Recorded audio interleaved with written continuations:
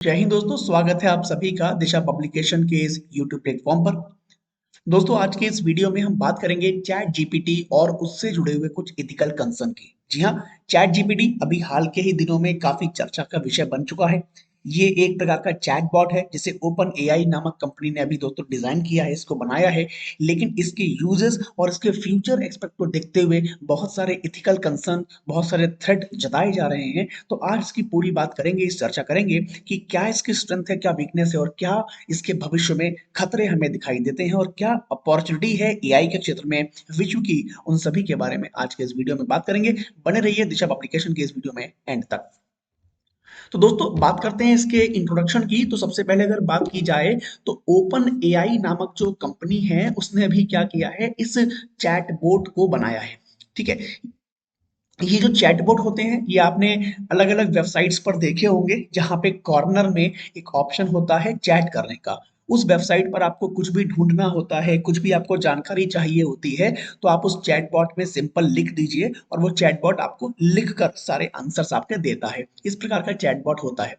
तो chat GPT भी एक प्रकार का चैटबॉट है जो कि ओपन एआई नामक कंपनी ने दोस्तों बनाया है। ठीक है, और ये पूरी तरीके से आर्टिफिशियल इंटेलिजेंस पर दोस्तों काम करता है, यानी उसके प्रभावों के द्वारा ही ये काम करता है। तो आइए जानते हैं चैट जीपीटी की क्या क्या खूबियां हैं और क्या विशेषताएं हैं इसकी, जिसकी वजह से पूरा विश्व इसकी तरफ अट्रैक्ट हुआ है।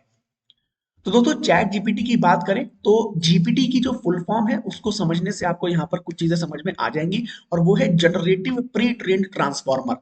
यानी एक तरह का ये प्री ट्रेन्ड ट्रांसफॉर्मर है, जिसमें पहले से ही हम लोग बहुत बड़े स्केल्स पर डेटा को फीड कर देते हैं, डेटा को भर देते हैं। ठीक है, और उस डेटा के अकॉर्डिंग ही ये आंसर्स देता है। लेकिन खास बात यह है कि जो हमारा एक चैटबॉट जीपीटी है, जो चैट जीपीटी है, इसमें क्या किया गया है, लार्ज स्केल पर, बहुत बड़े स्केल पर जो neural network based language model है उसको डेवलप किया गया है। और उसके अनुसार या उसके वजह से ये जो चैटबॉट है ये बिल्कुल इंसानों की तरह भाषा में दोस्तों जवाब देता है, जो हमें एक रियल फील देता है।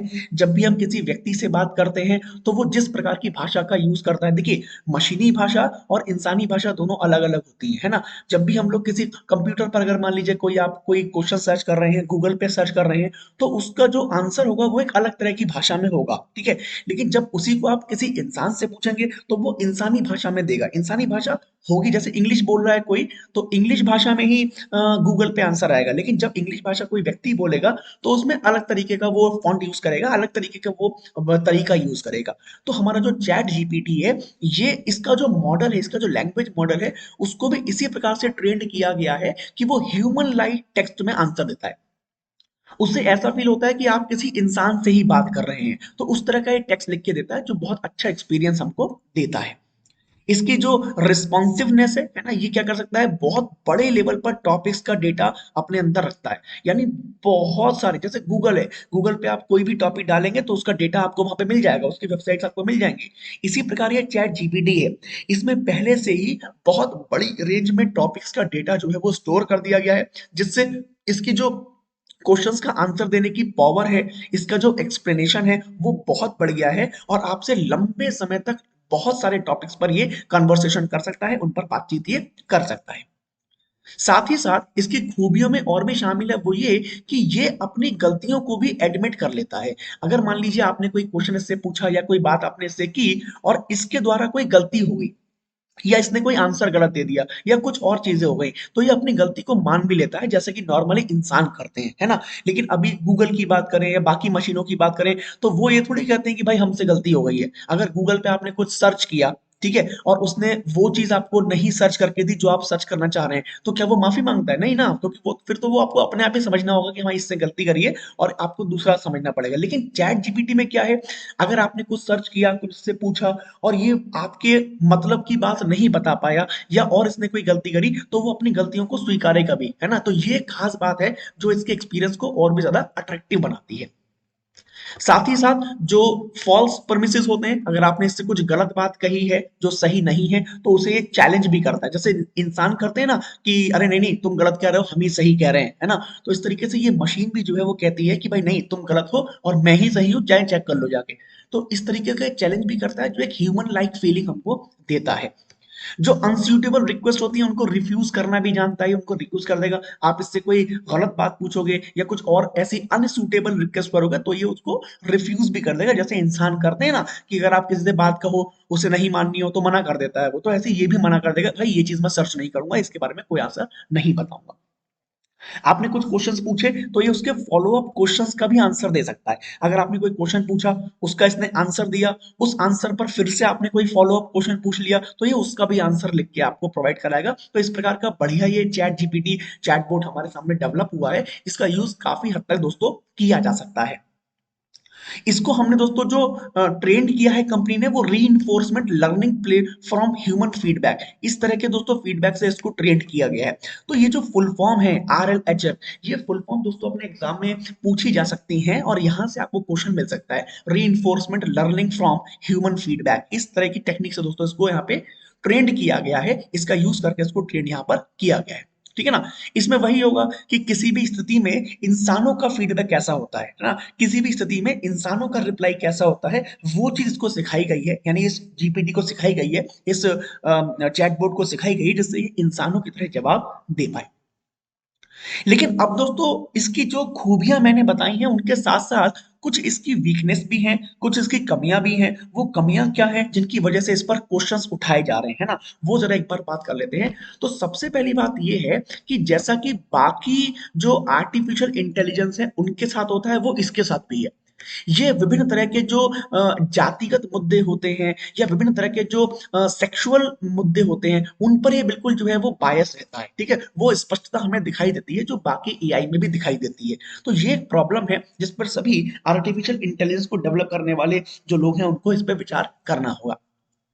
साथ ही साथ एक सबसे बड़ी प्रॉब्लम इसके साथ जो है वो ये है कि ये केवल उन्हीं चीजों के आंसर देता है जो ग्रामेटिकली करेक्ट होती हैं और उनको अच्छे से पढ़ा जा सकता है। ठीक है, अब मान लीजिए मैं हूं, ठीक है, मान लीजिए मुझे अंग्रेजी इतनी अच्छी से नहीं आती है ना, जैसे गूगल है, गूगल पे आपको अंग्रेजी में पूरा ग्रामेटिकली उसको करेक्ट नहीं करना होता, आप तो एक वर्ड लिख दीजिए उसके बारे में वो सारी इंफॉर्मेशन दे देगा, अपने आप समझ के वो दे देगा। बट यहाँ चैट जीपीटी में क्या है, जो आपके क्वेश्चंस ऐसे होंगे जो ग्रामेटिकली करेक्ट होंगे, ये केवल उन्हीं का आंसर आपको दे पाएगा।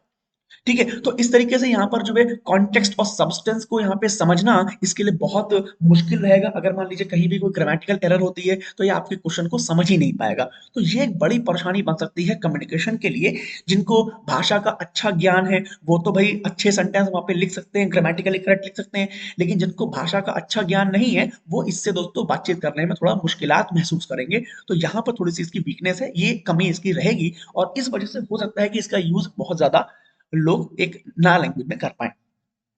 दूसरी बात अगर हम बात करें तो ओकेजनली कभी कभी ऐसा होता है जब एक चैट जीपीटी भी इनएक्यूरेट इंफॉर्मेशन प्रोवाइड कर देता है, प्रोड्यूस कर देता है। ठीक है ना, जो इसकी नॉलेज की बात करें तो वो रिस्ट्रिक्ट होती है to global events that occurred before 2021, यानी इसकी जो नॉलेज है वो ऐसे इवेंट्स के लिए इनअकर्ड है, वो काफी नहीं है जो 2021 से पहले हुए थे, तो उनके बारे में अगर आप कुछ पूछेंगे तो ये इनकरेक्ट इंफॉर्मेशन दे सकता है। तो ये कुछ कमियां इसकी यहाँ पर बताई गई है जिनकी वजह से थोड़ी सी इसकी आलोचना भी यहाँ पर हो रही है। अब सबसे मुख्य मुद्दे की बात करते हैं। हमने स्ट्रेंथ देख लिए, हमने दोस्तों उसकी वीकनेस देख लिए, लेकिन खतरे क्या हैं इससे, क्या थ्रेट हैं और क्या आगे की अपॉर्चुनिटीज हो सकती हैं, उनकी जरा एक बार बात कर लेते हैं पहले कि भाई इस समय खतरे इससे क्या महसूस किए जा रहे हैं। तो सबसे बड़ा जो खतरा महसूस किया जा रहा है वो है मिलीशियस एंड डेंजरस कोडिंग। दोस्तों कई लोगों ने इस चैट जीपीटी का प्रयोग किया और इस चैट जीपीटी के प्रयोग के द्वारा उन्होंने क्या किया, इससे कुछ बातें ऐसी करवा ली, यानी इससे कुछ ऐसी डेंजरस कोडिंग भी करवा ली जो दोस्तों मेलिशियस हो सकती है। मैंने कहा ना कि चैट जीपीटी को बहुत वाइड रेंज में टॉपिक्स की जानकारी ऑलरेडी दे दी गई है। ठीक है, इसको बहुत सारे टॉपिक्स पर नॉलेज दे दी गई है, अब आप इससे पूछोगे तो ये पूरे काम कर देगा। तो कई लोगों ने इसका प्रयोग किया और इसका जो पोटेंशियल है उसका गलत यूज कर लिया। ठीक है, इससे बहुत सारे मेलिशियस एक्शंस करवा लिए गए, इससे बहुत सारी ऐसी कोडिंग करवा ली गई। ठीक है, उस भाई वो तो यूजर ने पूछा होगा इससे, है ना, और इसने जो है उसकी कोडिंग का जवाब दे दिया क्योंकि इसके पास जवाब था, इसको पहले से पता रखा है। तो ऐसे बहुत सारी डेंजरस और मेलिशियस कोडिंग जो है इससे जनरेट करा ली गई, जो कि दोस्तों आगे जाकर खतरा पैदा कर सकती है और आगे जाकर जो है मानव सभ्यता को नुकसान पहुंचा सकती है। तो ये इसका खतरा एक बना हुआ है कि अगर ये फुल फॉर्म में आ जाता है तो आगे जाकर इसका बहुत तेजी से और बहुत ज्यादा गलत यूज हो सकता है। दूसरी बात, इसके द्वारा दोस्तों फिशिंग ईमेल जनरेट करने का भी एक खतरा बना हुआ है।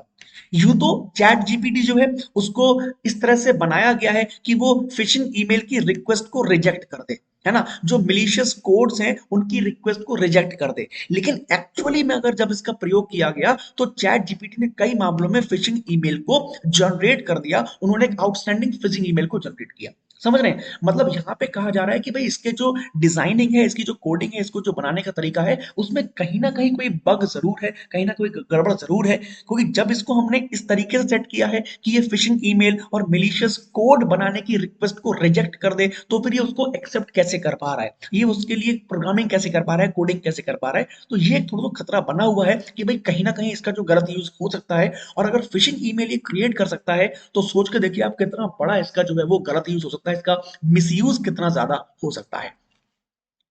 इसके साथ साथ दोस्तों ये बायस्ड डेटा के क्रिएशन में भी दोस्तों एक खतरा बना हुआ है, ठीक है ना। एक कंसर्न जो इसका यही है कि इसका जो पोटेंशियल है वो बहुत बायस है फॉर जनरेटेड कोड्स, ठीक है, जो कोड्स को लेकर इसका जो तरीका है, पोटेंशियल है, वो बहुत बायस है।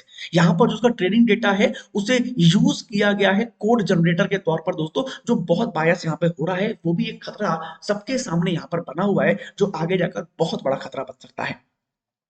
अगर हम जॉब अपॉर्चुनिटी की बात करें तो दोस्तों बहुत ज्यादा जॉब्स इससे खतरे में भी आ सकती हैं, ऐसा भी दोस्तों लोगों ने, जो इंटेलेक्चुअल्स हैं, उन्होंने अंदेशा जताया है। क्यों जताया है, अब सुनिए मेरी बात।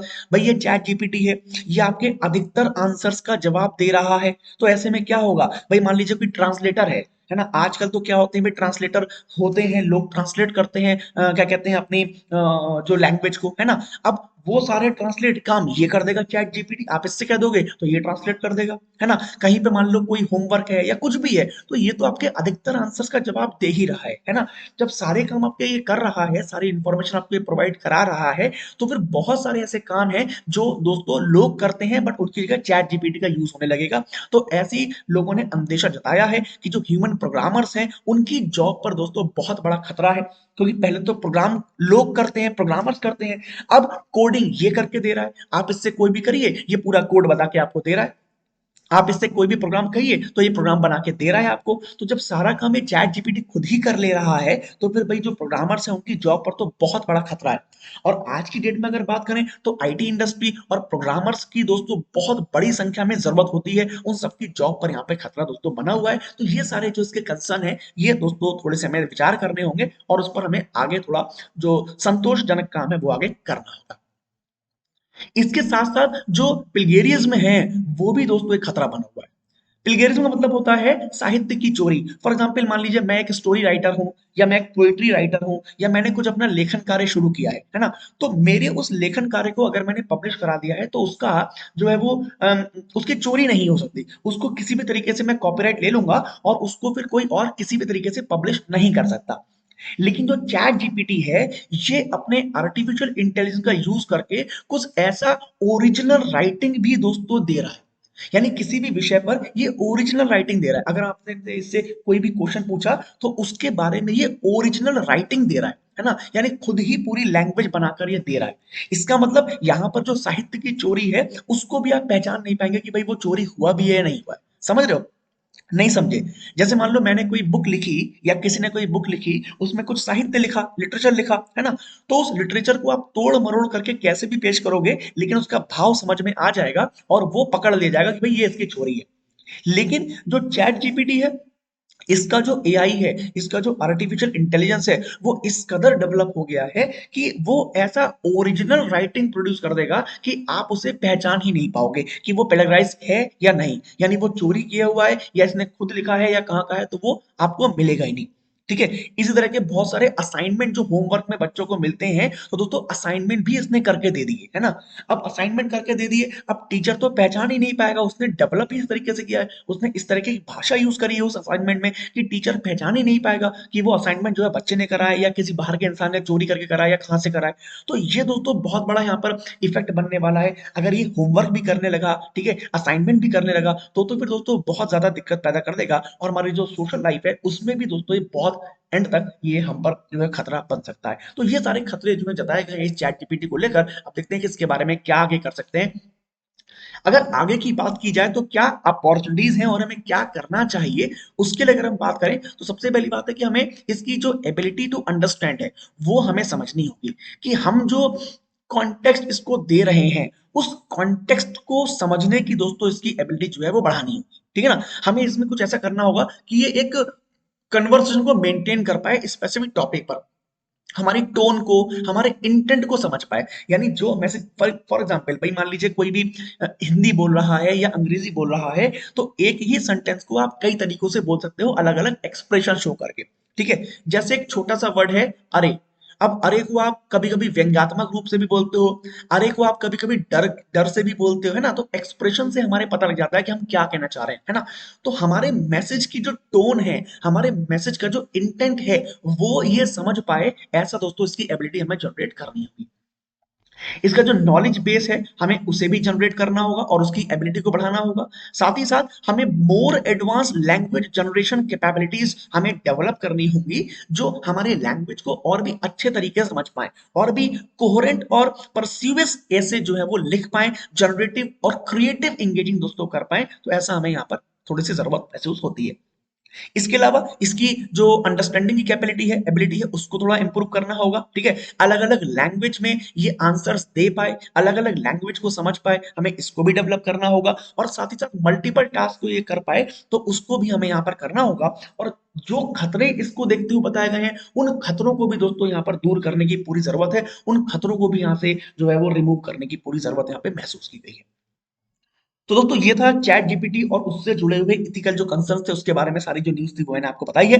वीडियो कैसा लगा आप मुझे कमेंट सेक्शन में जरूर बताइएगा। साथ ही साथ आपको एक इन्फॉर्मेशन और दे दें, दिशा पब्लिकेशन आप सभी के लिए यहाँ पर एक बहुत ही अच्छा अवसर लेके आया है। जो भी हमारे जो यूपीएससी की प्रिपरेशन करने वाले जो लोग हैं उनके लिए यहाँ पर जो है बहुत ही अच्छा ऑफर यहाँ पे मिलने वाला है। और वो ये है कि हमने एक रिवीजन बैच दोस्तों शुरू कर दिया है। वो रिवीजन बैच में दोस्तों आपको 150 लाइव लेक्चर्स दोस्तों आपको प्रोवाइड किए जाएंगे और उन लाइव लेक्चर्स को आप लोग यहाँ पे यूज कर सकते हैं। तो जिनको भी ये बैच लेना है, 2023 के लिए रिवीजन करना है, उनके लिए 4 महीने का ये बैच शुरू किया गया है, वो उस बैच का दोस्तों यूज कर सकते हैं और उस बैच के माध्यम से अपनी तैयारी को कर सकते हैं, ठीक है ना। तो आप सभी जो भी उस बैच से जुड़ना चाहते हैं वो अभी डिस्क्रिप्शन बॉक्स में उसका लिंक है, उस लिंक पर जाकर दोस्तों सारी इंफॉर्मेशन प्राप्त कर सकते हैं।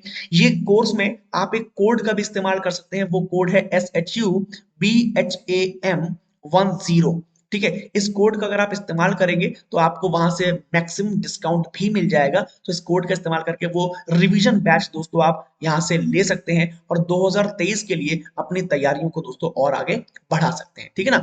ये बैच में आपको 150 लेक्चर्स मिल रहे हैं जो रिकॉर्डेड लेक्चर्स होंगे, 40 जो है आपको लाइव लेक्चर्स मिलेंगे, लाइव क्लासेस मिलेंगी जो हमारे एक्सपर्ट्स के द्वारा तैयार की गई हैं। और 150 लेक्चर्स जो है ये भी हमारे एक्सपर्ट्स फैकल्टी जो है उनके द्वारा तैयार किए गए।